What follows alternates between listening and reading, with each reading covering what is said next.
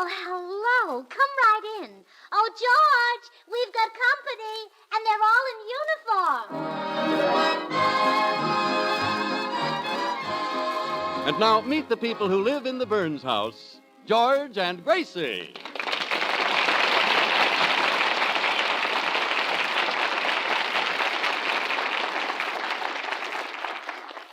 Uncle John, I'm worried about George.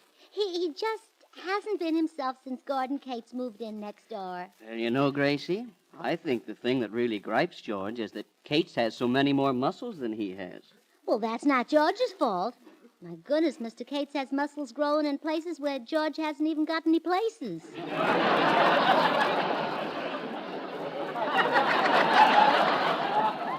Well, maybe it would cheer George up if you took him out to a movie or something. I tried that. I took him to see his favorite star, the one who always sends him from the theater with a dreamy, lovelorn look in his eyes. Betty Grable? No. Bugs Bunny. Well, what happened? Well, we were sitting there in the theater watching Bugs Bunny. Yeah. What's up, Doc? I'm a hunter. I'm looking for wabbits. Wabbit? What's a wabbit? Well, it's a little animal that has long ears. Oh, you mean like these I got, Doc? Yeah. And he's got a little pink nose that twitches. Oh, you mean like mine, Doc? Uh-huh. And he's got a little cottontail that looks just like a powder puff. Well, mine is 50% wool, but does it look like this, Doc? Yeah, well, he does. Say, you know something? You look just like a rabbit. No kidding? Uh-huh. Well, come here, Doc. Yep. Now, look, I don't want you to spread this around. Oh, no, I won't tell a soul. But confidentially. Uh-huh. I am a rabbit!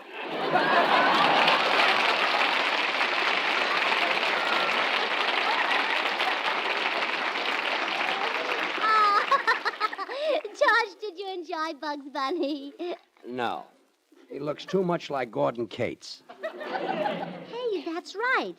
Gordon Cates' mustache looks just like a bunny's whiskers. It does at that. Yeah. I may not be very handsome, but at least I have no features like a rabbit's. Say, excuse me, mister. You going to be sitting in front of me during the feature? Sure. Why? Would you mind pasting back them ears so I can see the screen? Let's go, Gracie.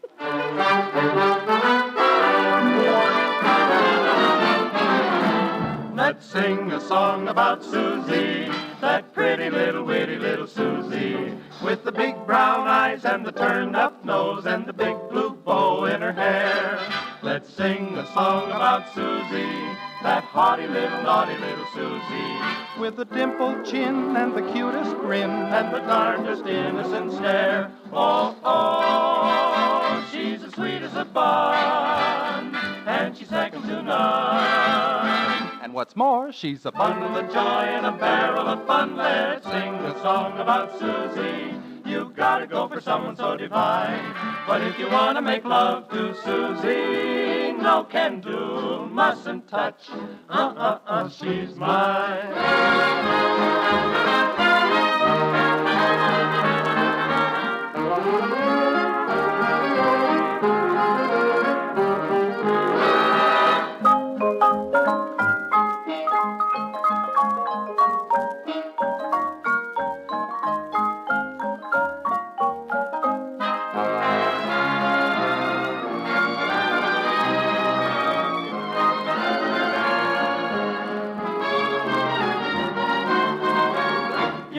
Sing a song about Susie.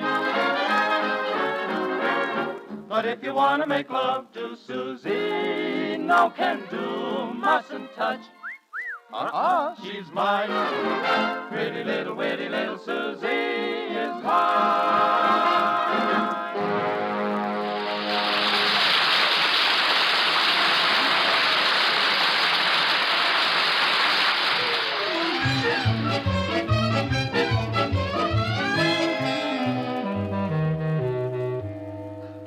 Well, now that's the way it's been all week, Uncle John. The minute I thought I had him cheered up, something would happen. Oh, poor George. I'd give him the shirt off my back if it would make him happy. But he'd just get mad. Mad? Yes, it's his shirt. Well, now there's another thing I tried. New clothes. I thought sure buying a new outfit would cheer him up, so yesterday we went to one of the best stores in town. Here are your packages. Thank you, clerk. New hat, new shoes, new suit, new coat and gloves. Well, George, feel better now? No. Oh, well, don't worry, dear. Just wait till we get home and see them on me. Let's go.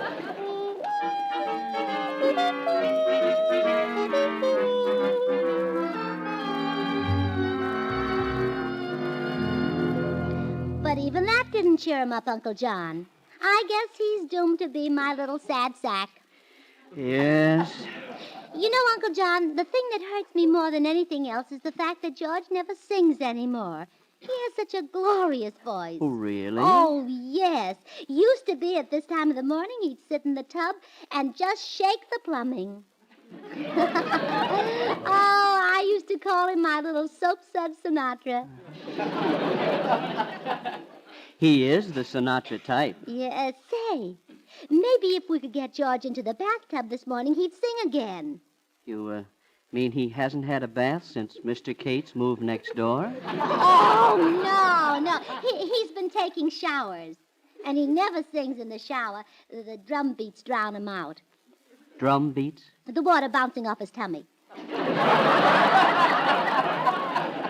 I tell you, let's see if we can get him to take a bath instead of a shower this morning. It's worth all... Come in. To George Burns, the biggest headache in the world is the guy right next door, Gordon Gates. To you, the biggest headache in the world can be money, unless you save now. It'll be mighty important to come out of service with a nest egg all your own. To make it easy to save, the Army has set up special savings plans. For example, the $7.50 GI bond maturing at $10, or Soldier's Deposits, a savings bank of your own right in your own company with 4% interest on amounts left for 6 months or more. See your first sergeant or company clerk now and work out a savings plan to suit your rate of pay. Use your head now, save headaches later. Hello, Gracie. Hello, Uncle John. Oh, Harry, maybe you can help us get George into the bathtub. Oh, glad to. Does he need a bath? Oh, of course not. Then what's the idea of putting him in the bathtub? Well, have you ever heard him sing? Sure, but Oh, I see. Oh, hey, that's a swell idea. But don't hold him under too long. He'll drown.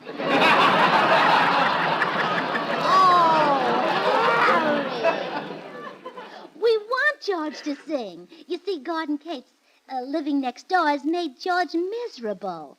He's quit singing. Now, if we can get him in the bathtub, maybe he'll sing again. Oh, now I get it. That'll make Kate's miserable, and they'll be even. That's fair enough. Where is George? He's in the den. Well, just leave it to me, Gracie. I'll put him in the tub. But Harry... Oh, well. Gracie, did you notice something strange about Harry Von Zell? No stranger than usual.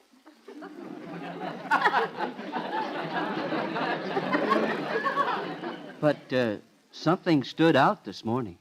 Well, he's probably having trouble getting a girdle. I put the little man in the bathtub. I better be running along now, Gracie. But, Harry, didn't you put something in the bathtub with him? Huh? Oh, sure, of course. I wouldn't let him in without it. Well, sure. Well, sure. His inner tube.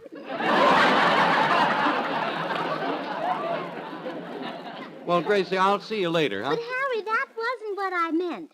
Really? Well, give me a hint. Well, what has the longest neck in the park? What has the longest neck? Oh, that's easy. A sailor on a 24-hour pass. Yeah, well, so long, Gracie. Well, I guess even the bathtub didn't work. George isn't singing. Yes, Gordon Cates has got his goat. Poor George. If we could only find one thing that he could do better than Cates. Oh, April showers may come your way, for they bring flowers that bloom in May.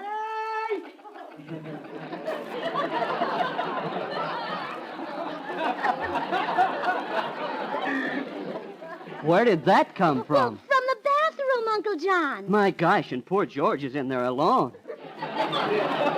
It must have scared the daylights out of him. Well, Uncle John, that was George. Oh. Well, don't worry. He'll get over it. They're releasing penicillin to civilians now. Oh, no. He isn't sick. He's singing. Oh. And when it's raining, have no regrets. Uncle John, that's it. That's what George can do better than Gordon Cates. Better than anybody. Sing. Oh, I've got a wonderful idea. George! Oh, George!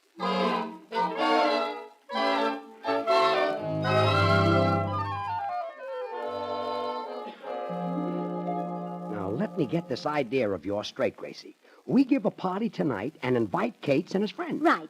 And during the party, we ask Cates to sing. Then while he stammers and stutters his apologies, you rise to your feet, throw back that magnificent head, uncork those silver tonsils, and blast him into social oblivion. If I could be with you now tonight, if I would do the things of mine. Oh, I want you to know. George, you're solid. Oh, you're solid, sugar throat solid. Come on, let's go over to invite Gordon Cates to the party tonight.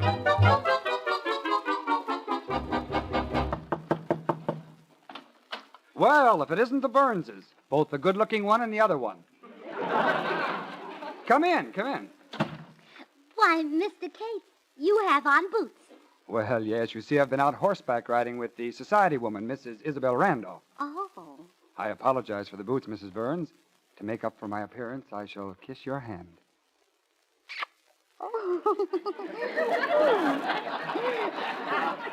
Good thing he isn't wearing overalls.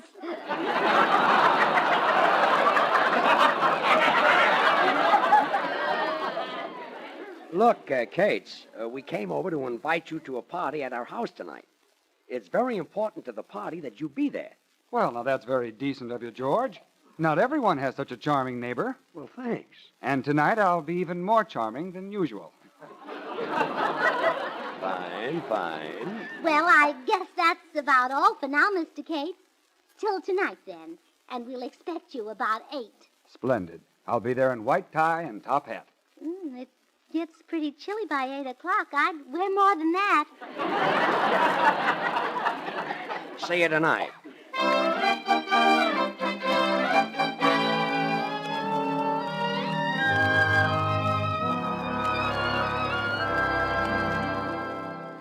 Oh, George, I just can't wait for the party tonight. That Gordon Cates has been going around holding his nose so high in the air. Well, just wait till he hears you sing. He'll hold it a different way.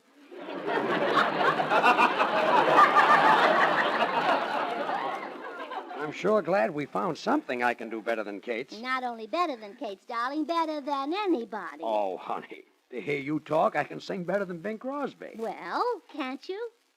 Only in some keys.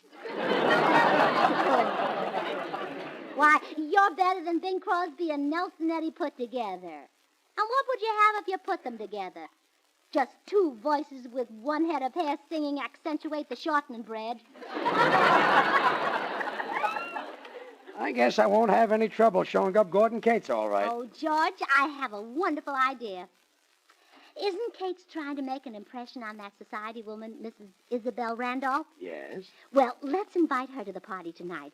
Then Cates will make a fool of himself in front of her and get laughed right out of society. Swell. I'll sing as I've never sung before. Oh, I ain't got nobody, babe. Nobody cares for me. Now, George, I'm so sad and lonely, George, baby. wait. Look here. You just can't sing that tonight. Why not? Well, it hasn't enough class. Mrs. Isabel Randolph will be here, and she's used to the higher type music, the classics. You're right at that. What would Lawrence Tibbett sing? Well, if this was Saturday night, he'd sing Don't Fence Me In. That's not a classic. It is on the hit parade. How about On the Road to Mandalay? Well, that's good. Or Drink to Me Only with Thine Eyes. That's not only a good song, but a wonderful trick. I'll pick out something. You run over and invite Mrs. Randolph to the party.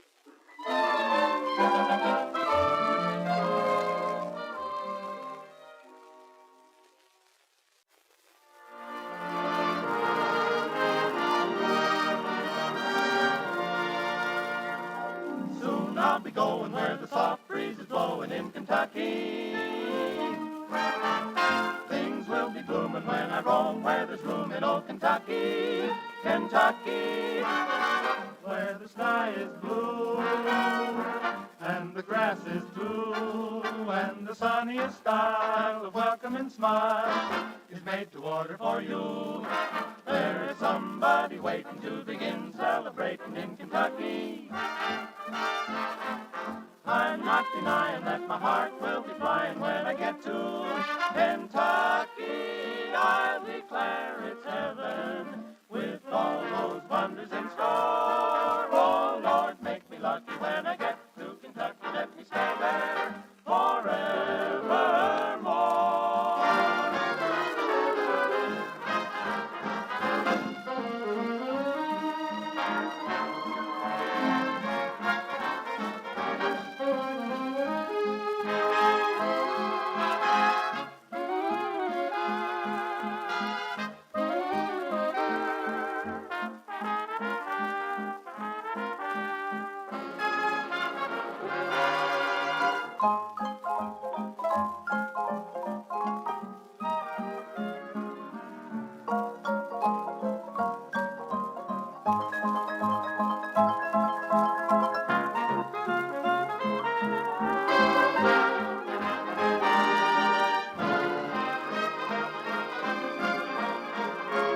Let me stay there in Kentucky forevermore.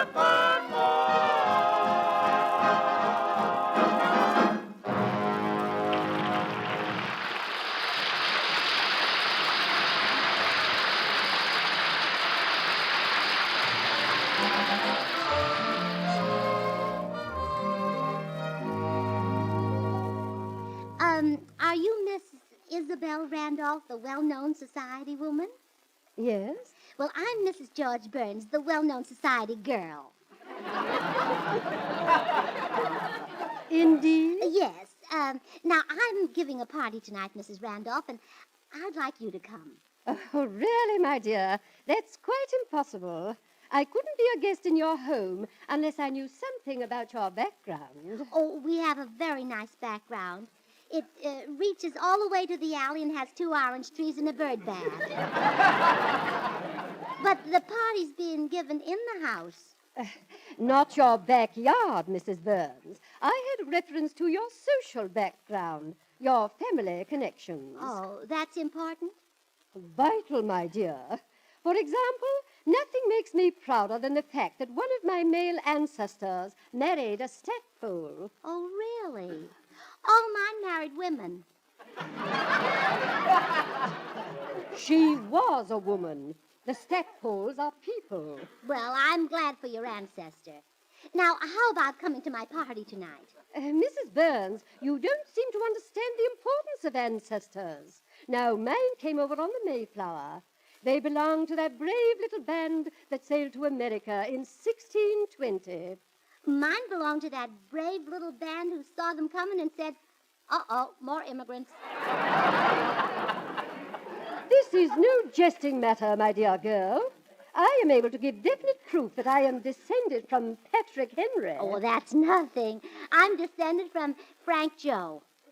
Frank Joe who? Well, Patrick Henry who?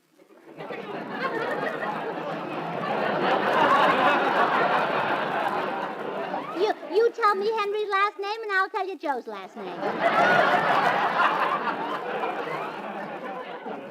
Well, really, I'm afraid I can't attend your party tonight. Oh, I wish you'd change your mind, Mrs. Randolph. Gordon Cates will be so disappointed. Oh, will Gordy be...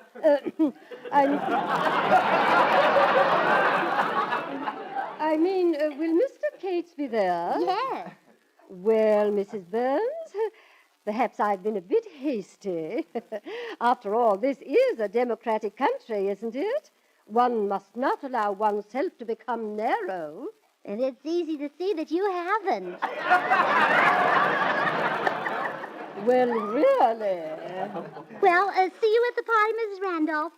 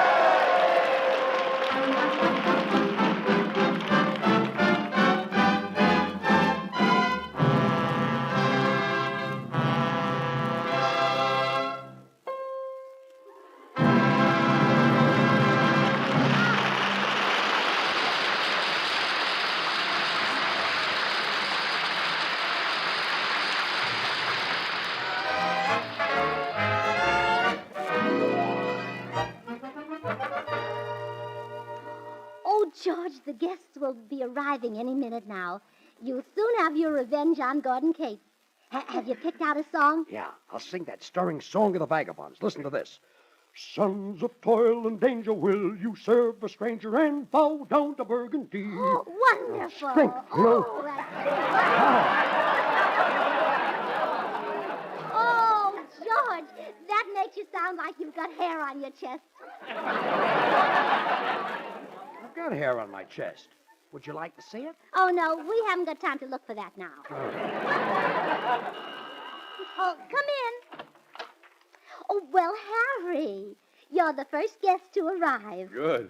How soon do we eat? Boy, am I going to tear into the food tonight. Oh, Harry, please. Tonight of all nights, watch your etiquette. you'll be sitting next to Mrs. Isabel Randolph, the society woman. I will? Yes. Now, watch her and use the same fork and spoon that she does. Okay. But when it's my turn, she better let go of him or I'll twist her arm.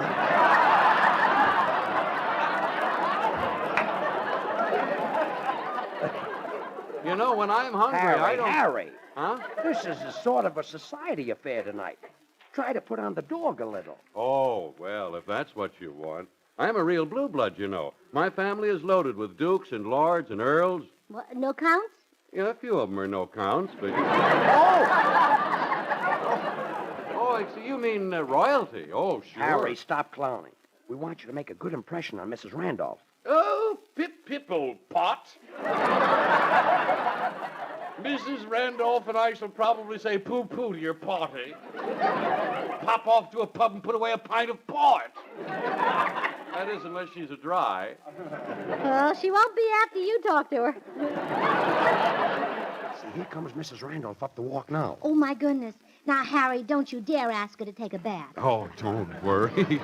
Gee whiz, Gracie, I know what to say.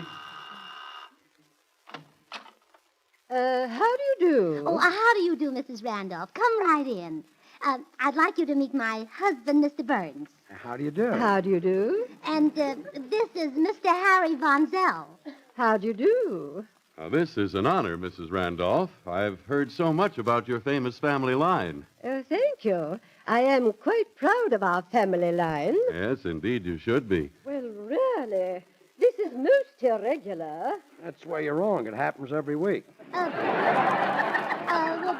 Won't you come into the living room, Mrs. Randolph? The other guests will be arriving now, and later we're going to have some music. Ah, wonderful. I do hope you'll have Beethoven. Well, we probably will. We've invited just about everybody.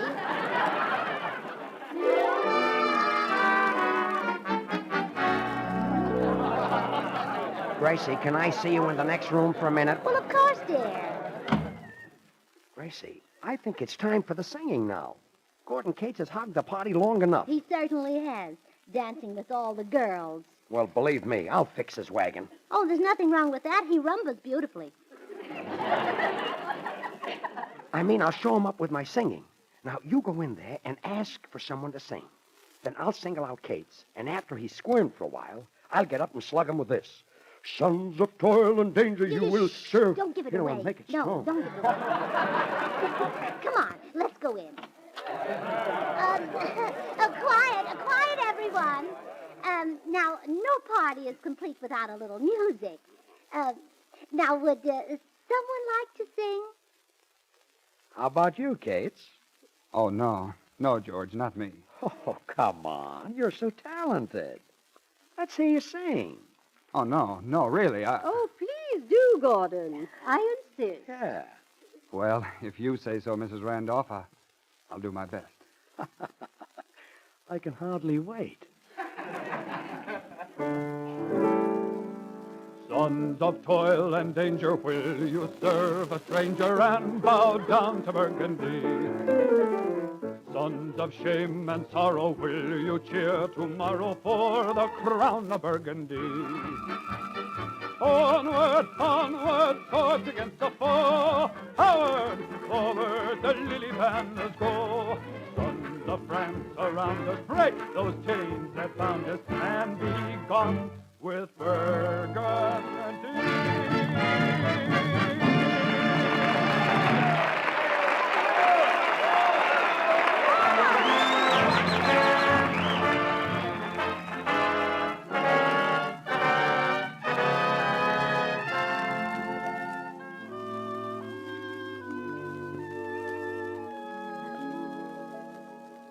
Here, try another sleeping capsule, George. I've taken 4. What time is it? It's 3 o'clock in the morning. Here, I'll leave the capsules by your bed. Where are you going? Downstairs, Gordon Cates is still singing, and I want to hear